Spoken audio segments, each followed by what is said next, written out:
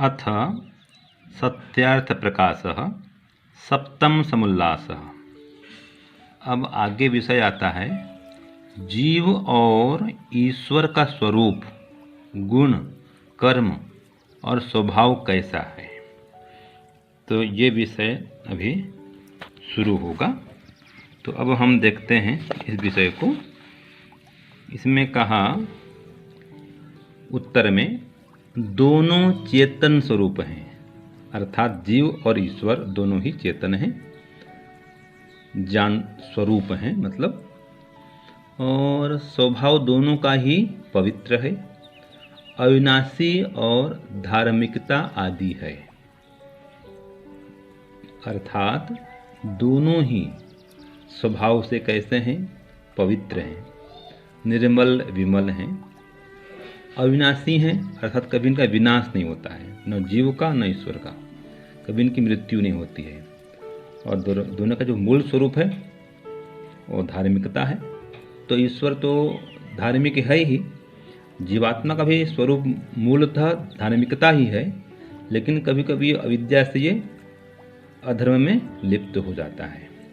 परंतु परमेश्वर के विशेष गुण, कर्म, स्वभाव ये भी हैं कि सृष्टि की उत्पत्ति करना, फिर स्थिति करना और प्रलय करना, सबको नियम में रखना, जीवों को पाप पुण्य के फल देना, ये सभी धर्मयुक्त कर्म परमात्मा कहें, परमेश्वर कहें। और जो जीव है उसके तो स्वामी जी लिखते हैं कि संतान उत्पत्ति, फिर उनका पालन और शिल्प विद्या आदि अच्छे बुरे कर्म ये जीव के हैं। और ईश्वर के नित्य ज्ञान, आनंद, अनंत बल आदि गुण हैं। तो ये तीनों बातें आ गई, गुण, कर्म और स्वभाव। तो ज्ञान, आनंद, बल ये सब तो गुण हैं ईश्वर में। और सृष्टि को उत्पन्न करना, इसका पालन करना, विनाश करना, ये परमात्मा के कर्म हैं। ऐसे ही सभी जीवात्माओं को उनके अच्छे बुरे कर्मों का फल देना, ये सब परमात्मा के कर्म हैं।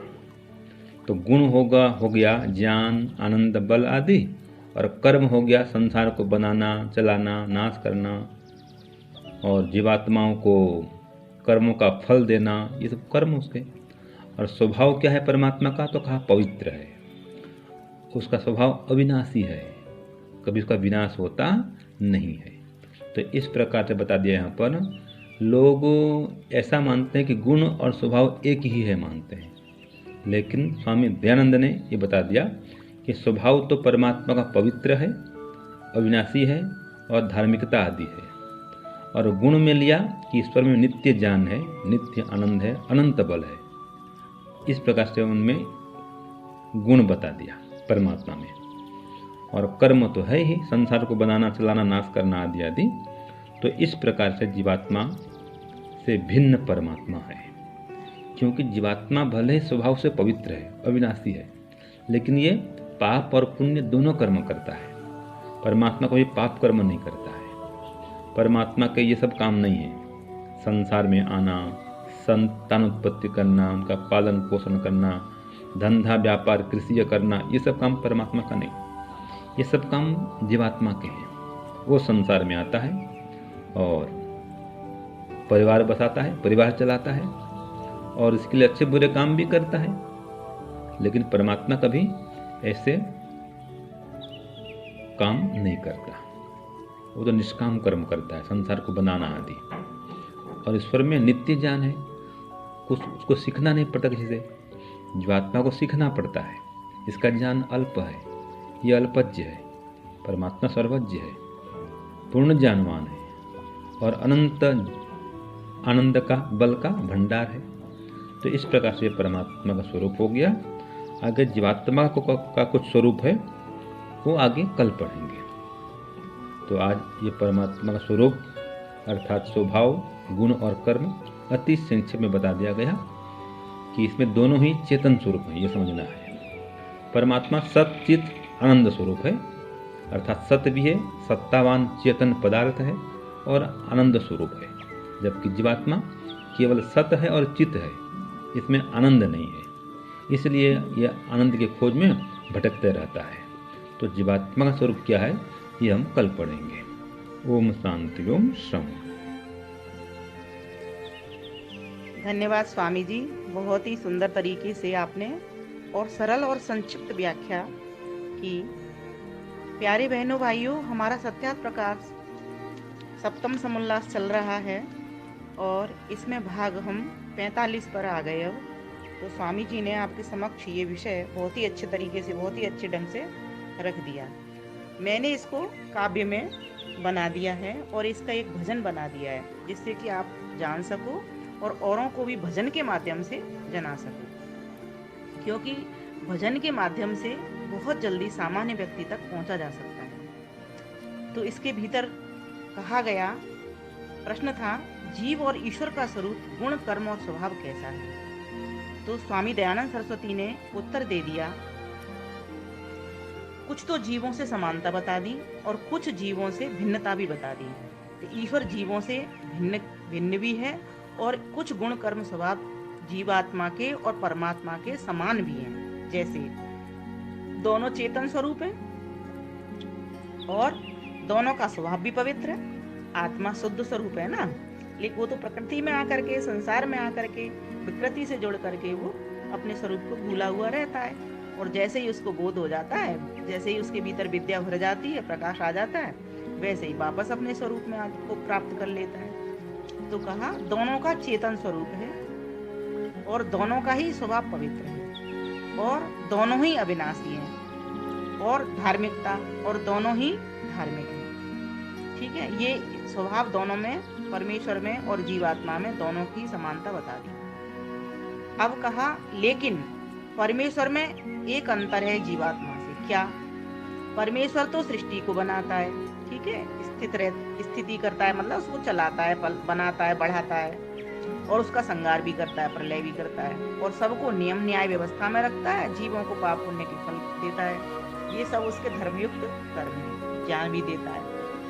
और जीवात्मा के कौन से कर्म है, कहाँ भिन्नता रहती है? जीवात्मा संतान उत्पत्ति करता है, उनका पालन करता है, शिल्प विद्या करता है और अच्छे और बुरे दोनों तरह के काम करता है। लेकिन ईश्वर दोनों तरह के काम नहीं करता ना। ईश्वर क्या करता है? सिर्फ निष्काम कर्म ही करता है, अर्थात अकामो है वो। अकामो धीरो, वेद में मंत्र आता है ना। तो परमेश्वर कैसा है? धीरो, ज्ञानवान है और अकाम, कामनाओं से रहित है, उसको अपने लिए कामना नहीं है। तो यहाँ यह बता दिया कि ईश्वर का स्वभाव कैसा है, तो कह दिया चेतना स्वरूप है, पवित्र है, अविनाशी है और धार्मिक है। और परमेश्वर का कर्म क्या है, तो कहा सृष्टि को बनाना, चलाना, बढ़ाना, संहार करना, जीवों को पाप पुण्यों का फल देना। ठीक है, जैसे वो कर्म करते हैं अच्छे बुरे, क्योंकि दोनों तरह के करते हैं। और वेद का ज्ञान देना, न्याय नियम में, व्यवस्था में रखना। और जीवों के कर्म क्या हैं, तो यह भी बता दिया, संतान की उत्पत्ति, उसका पालन, शिल्प विद्या, अर्थात जो सारे कर्म जो भी, और अच्छे और बुरे कैसे भी वो कर्म कर सकता है, इसमें जीवात्मा स्वतंत्र है। तो यह अंतर बता दिया कर्म में। अब कहा ईश्वर के नित्य ज्ञान, आनंद, अनंत बल आदि गुण हैं। और ईश्वर की विशेषताएं क्या है? गुण कहते हैं विशेषताओं को। ज्ञानवान परमेश्वर का ज्ञान हमेशा नित्य है, हमेशा बना रहता है, ठीक है, उसका कभी घटता बढ़ता नहीं है, पूर्ण है। फिर कहा आनंद, और वो आनंद स्वरूप है, आनंद का भंडार है, पूर्णानंद है, परमानंद है। और कहा अनंत बल, और उसका अनंत बल है।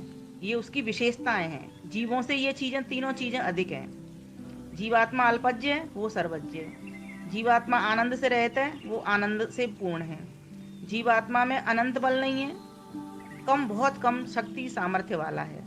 वो तो ईश्वर से मिल करके, ईश्वर से जुड़ करके वो उसके आनंद बल को प्राप्त करके और उसके आनंद को प्राप्त करता है, उसके अनंत बल को प्राप्त करके उसके आनंद को प्राप्त करता है। तो यह जीवों से उसकी भिन्नता है।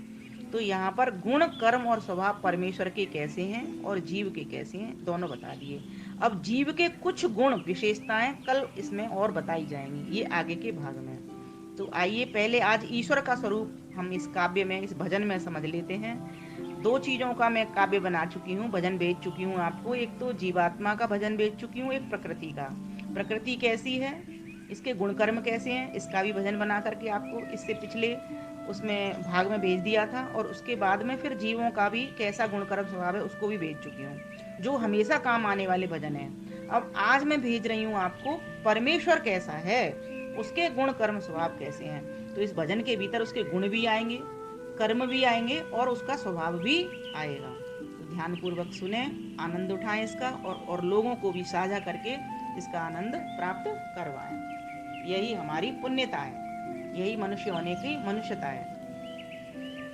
आओ ईश्वर को ध्याने, उसके गुण कर्म जाने, सारे जग को वो क्यों कर सृजा रहा है।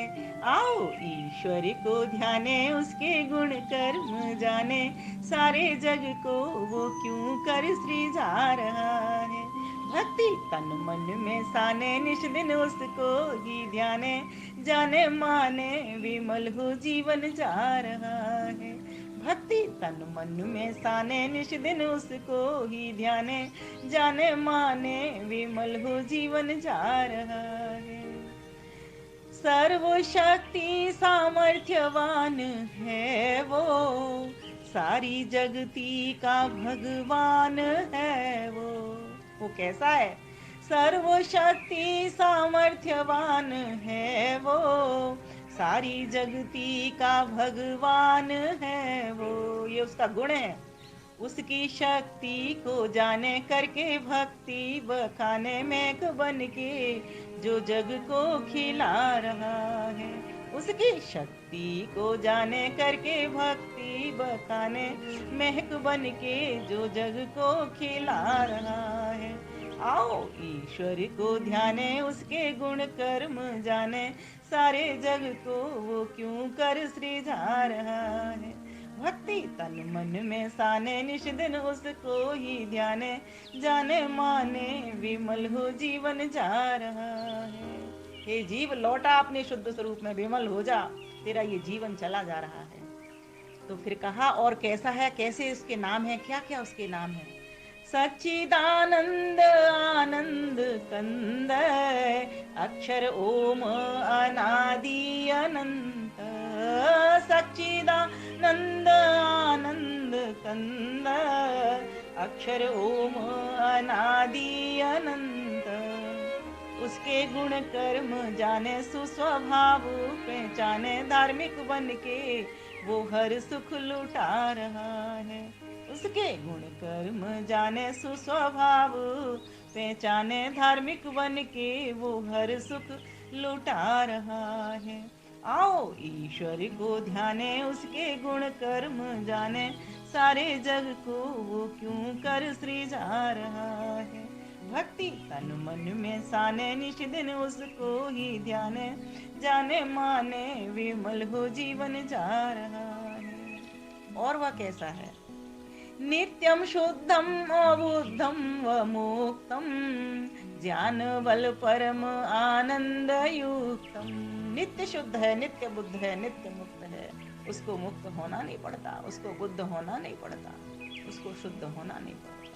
जीवात्मा शुद्ध तो है, लेकिन अपने स्वरूप को भूल करके वह अपने स्वरूप को भूल करके स्वरूप को पाना चाहती है और उस स्वयंभू को प्राप्त करना चाहती है। तो उसको बुद्ध भी होना पड़ता है, परमेश्वर से ज्ञान लेना पड़ता है, उसको मुक्त भी होना पड़ता है इस सांसारिक बंधनों से। नित्यम शुद्धम अबुद्धम वो मुक्तम, ज्ञान बल परम आनंद युक्तम। न्यायकारी वो जाने, निराकार ही माने, गढ़ के साकार सृष्टि जग समा रहा है। न्यायकारी वो जाने, निराकार ही माने, गढ़ के साकार सृष्टि जग समा रहा है। आओ ईश्वर को ध्याने, उसके गुण कर्म जाने, सारे जग को वो क्यों कर सृजा रहा है। कहा और कैसा है फिर वो। सृष्टि करता भरता संघरता, ये उस ईश्वर के कर्म है। सृष्टि करता भरता संघरता, ज्ञान दात्री करम फल का धरता। वेद दात्री करम फल का धरता, उसकी महिमा बखाने, चिंतन करके मन ध्याने, प्रतिक्षण कृपा जो सब पर लुटा रहा है। उसकी महिमा बखाने, चिंतन करके मन ध्याने, प्रतिक्षण कृपा जो सब पर लुटा रहा है। आओ ईश्वर को ध्याने, उसके गुण कर्म जाने, सारे जग को वो क्यों कर सृजा रहा है। भक्ति तन मन में साने, निश दिन उसको ही ध्याने, जाने माने विमल हो जीवन जा रहा है, जीवन जा रहा है। तो कहा और कैसा है वो, सुख प्रदात्री पवित्रम अनुपम, ऐसे उसके गुण हैं, पवित्र है, शुद्ध है, अनुपम अद्भुत है, सुख प्रदात्री है, सुख प्रदात्री पवित्रम अनुपम, सर्वदा सत्य सुंदर स्वरूपम। हे सुख प्रदात्री पवित्रम अनुपम, सर्वदा सत्य सुंदर स्वरूपम।